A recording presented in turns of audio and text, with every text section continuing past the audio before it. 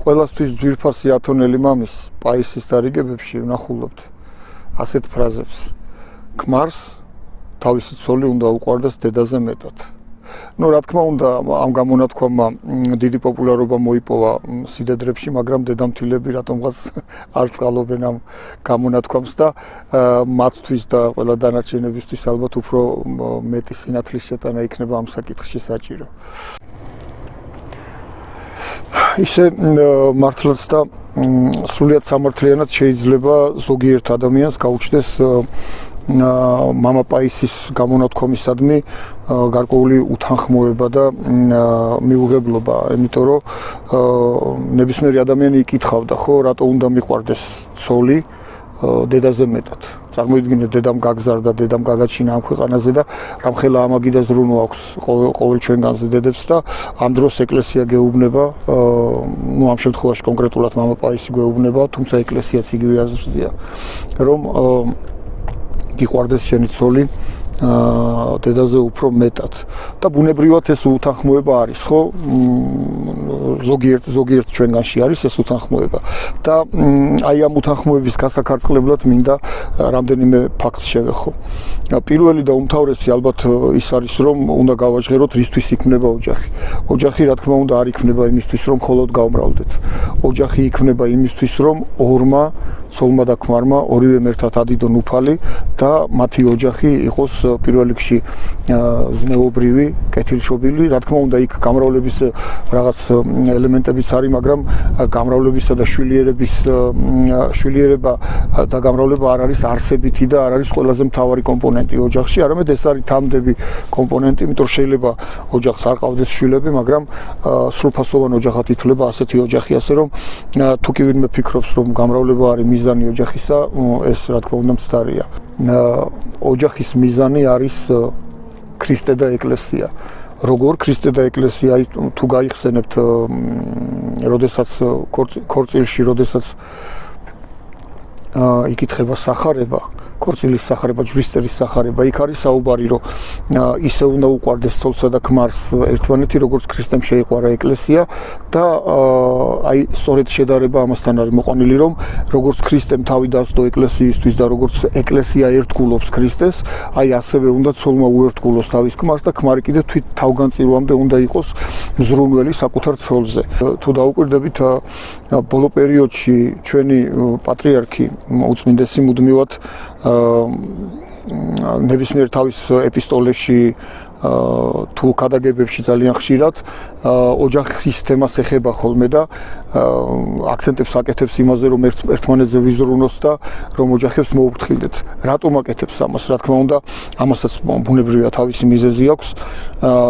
კაცთან მოდგმის მტერი ეშმაკი ებრძვის ღმერთს, ყველამ კარგად ვიცით, მაგრამ არის რა უსუსური ღვთის წინაშე, ის პირველ რიგში ებრძვის ღმერთის ქმნილებას, ხატს ღვთისას და ხატი ღვთისა არის ადამიანი.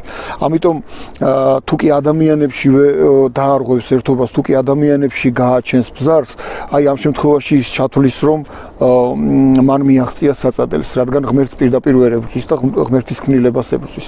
და თუ იმასაც გავითვალისწინებთ, რომ ოჯახი დიახაც სამოთხეში შეიქმნა უშუალოდ ღმერთის მიერ, რა თქმა უნდა, პირველი და უმთავრესი მიზანი ეშმაკისა არის ის, რომ ღმერთის მიერ შექმნილი ოჯახი დაარღვიოს. და ნახეთ რა ხდება ჩვენს თანამედროვეობაში, როგორც კი ადამიანები შორდებიან ღმერთს, შეიძლება დეკლარირებულად ყველა ჩვენგანი ვამბობთ, რომ მორწმუნეები ვართ, მაგრამ სინამდვილეში ცხოვრებისეულად ადამიანები დაშორებულები ვართ ღმერთს და აი ამ დაშორებამ გამოიწვია ის, რომ ხშირად ჩვენს ოჯახებში არის არეულობა, ხშირად ოჯახებში არის უთანხმოება, ანუ ბოროტი მძლავრობს ხოლმე ამ შემთხვევაში. და რა თქმა უნდა, ეს ფაქტორიც აუცილებლად გათვალისწინებული უნდა იყოს, რომ ოჯახის სიმტკიცე არის არსებითი და მნიშვნელოვანი, თუ გინდა რომ შთამომავლობას ჩანსაღი ყავდეს, თუ გინდა რომ ყველაფერი კარგად იყოს, ამ შემთხვევაში რა თქმა უნდა უმთავრესი საზრუნავი ადამიანისა, გარდა იმისა, რომ ღმერთთან ურთიერთობა უნდა მოაწესრიგო, უნდა ოჯახში მოაწესრიგო ურთიერთობა. თან ნახეთ ჩვენი დიდებული წმინდანი, წმინდა ილია მართალი ამბობდა, თუ გახსოვთ, მამული ენა სარწმუნოება აი ამ სამ სვეტს ასახელებდა, რომელ სვეტზეც არის ნებისმიერი ერი და მათ შორის ქართველი ერიც დაფუძნებული. ანუ ცალკეული სვეტები არსებობს, რომელ სვეტებიც არის მზიდი ამა თუ იმ ერისათვის და აი ჩვენი ერისათვის მამული ენა და სარწმუნოება არის. ამ სიტყვების ერთგვარი თანამედროვე პერიფრაზი შექმნა ჩვენმა უწმინდესმა, როდესაც მან გამოთქვა სიტყვები ღმერთი, სამშობლო, ადამიანი. ნუ ღმერთისა და სამშობლოს საკითხი მეტნაკლებად მაინც ვთვლით რომ ვიცით ხო, თუმცა შეიძლება ამაზეც ვისაუბროთ ბევრი, მაგრამ აი რაც შეეხება ადამიანს, აი ადამიანზე კი როდესაც ვსაუბრობთ, აუცილებლად შეუძლებელია რომ არ შევეხოთ ოჯახს, რადგან ოჯახის სიმტკიცე არის ქვეყნის სიმტკიცე, ამავდროულად ოჯახის სიმტკიცე არის თითოეული ჩვენგანის სიმტკიცე და ამიტომ ამდენად მნიშვნელოვანია და ამდენადაც პატრიარქი ყოველ წელს ყველა თავის ეპისტოლეში და ძალიან ხშირად ხშირ ქადაგებაში ამაზე აქცენტებს აკეთებს ხოლმე და ეს ფაქტორიც აუცილებლად უნდა გავითვალისწინოთ.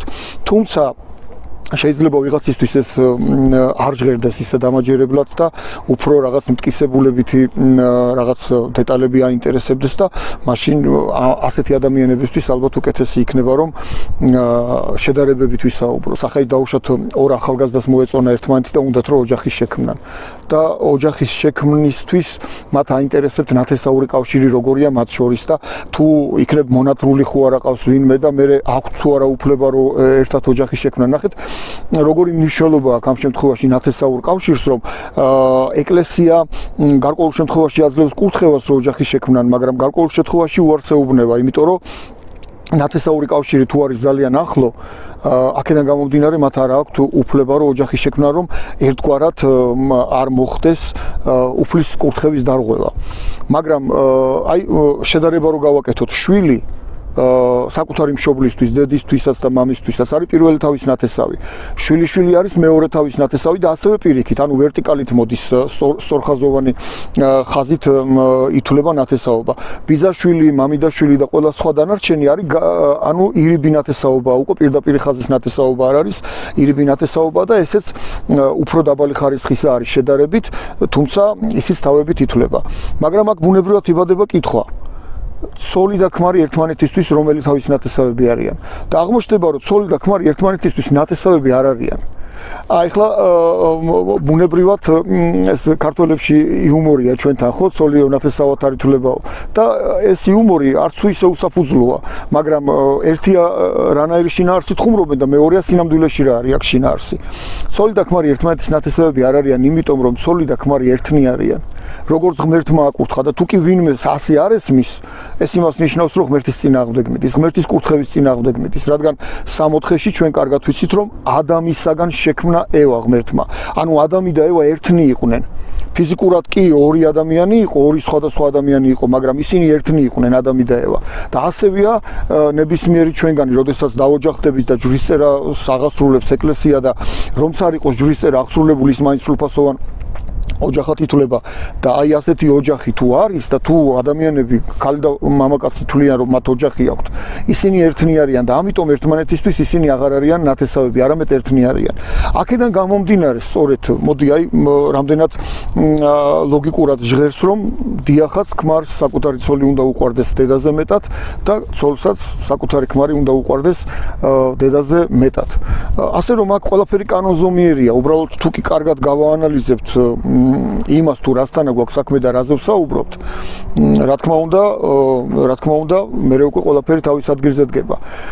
ეს მოცემულობა არავის არ უკრძალავს დედის სიყვარულს, თუ მაინც და მაინც გინდათ, უნდა გიყვარდეს, რა თქმა უნდა, საკუთარი დედა. მოდი ესე გავაკეთოთ, ყოველ ჩვენგანს უზომოდ გვიყვარდეს საკუთარი დედები და არანაკლებ გვიყვარდეს მეტად თუ ვერ შევძლებთ, არანაკლებ მაინც გვიყვარდეს ცოლები და ცოლებსაც პირიქით. ალბათ ეს ყველაზე უფრო სწორი მიდგომა იქნება. თანამედროვე პერიოდს ძალიან მძიმე გამოწვევები აქვს ჩვენ და სამწუხაროს და ამ გამოწვევებს ადეკვატური შეფასება ჭირდება და ჩვენ თანამედროვეობა ასე კარნახობს, რომ რაღაცეები ირევა ხოლმე ჩვენს ცხოვრებაში ჩვენ და სამწუხაროდ, მაგრამ ჩვენ არ უნდა მივცეთ თავს უფლება, რომ რაღაცეები აირიოს ჩვენს ცხოვრებაში და ყველაფერი თავის ადგილზე როდესაც დალაგებული, მაშინ ყველაფერი ჰარმონიულად არის. აი თუ დაუკვირდებით, ღმერთმა შექმნა ჰარმონიულად ყოველივე ანუ ყოველივე რაც ღმერთმა შექმნა ჰარმონიაში შექმნა და ეშმაკი ყოველთვის ცდილობს ყველაფერი აურიოს. რას ნიშნავს ეს? ოჯახი როდესაც იქმნება, ეს არის საღვთო ჰარმონია. რადგან ღმერთმა აკურთხა ქალი და მამაკაცი რომ ერთად იცხოვრონ. მაგრამ როდესაც ოჯახში არეულობა იწყება, ეს უკვე არის ეშმაკის მიერ მოწოდებული არეულობა, რომელიც მუდმივად ცდილობს რომ ღმერთის მიერ დაფუძნებული ჰარმონია დაარღვიოს. ასე რომ, როდესაც ოჯახში რაღაცა უთანხმოება გაქვთ, აუცილებლად გაითვალისწინეთ ის, რომ ეს აუცილებლად ბოროტისაგან მოდის. შეიძლება ეს არც ცოლის ბრალი იყოს, არც ქმრის ბრალი არ იყოს, არამედ უბრალოდ მოცემულობა იყოს ისეთი, რომ ეშმაკმა გამოიყენოს სიდუხჭირე იქნება თუ რაღაცა ყოფითი რაღაცა პრობლემა გამოიყენოს იმისთვის, რომ ცოლსა და ქმარ შორის ბზარი გააჩინოს. ჩვენ ადამიანებს უნდა გვეყოს ღვთისმოსაობა, უნდა გვეყოს ადამიანობა, უნდა გვეყოს მოშურნეობა და ის სიყვარული, რომელიც სიყვარულზე სპაისი ათონელი საუბრობს, უნდა გვეყოს, რომ ერთმანეთის პატივისცემა კონდეს, ერთმანეთის დაფასება კონდეს და ერთმანეთის სიყვარული კონდეს. ღმერთმა დაგლოცოთ და ყველას სიყვარული მოგცეს ერთმანეთისა და საკუთარი მეუღლეებისა, რა თქმა უნდა.